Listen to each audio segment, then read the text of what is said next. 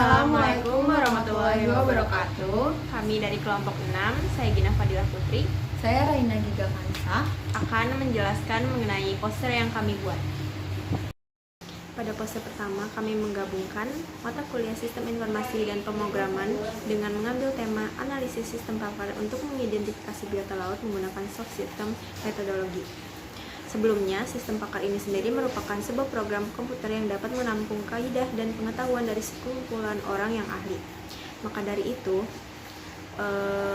pada penelitian ini kami membuat sebuah rancangan pengembangan sistem pakar untuk mendeteksi biota laut dengan tujuan menambahkan fitur-fitur terbaru juga membuat sistem lebih jauh terperinci. Untuk metode penelitian, kami menggunakan penelusuran literatur.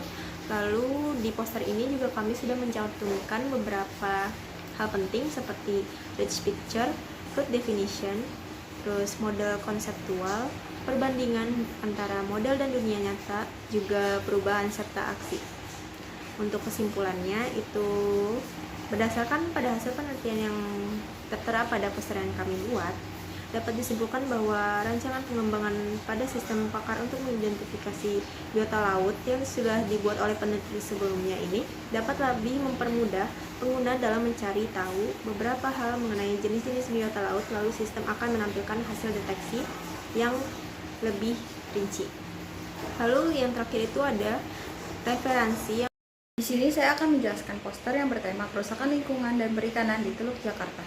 Latar belakangnya adalah kerusakan yang terjadi karena adanya proyeksi Teluk Jakarta banyak merugikan masyarakat sekitar. Wilayah perairan untuk nelayan tradisional semakin berkurang. Beberapa harus mencari ke wilayah lain, bahkan ada yang tidak bisa melaut lagi karena wilayah tangkapnya di daerah tertentu sudah dikeruk pemerintah.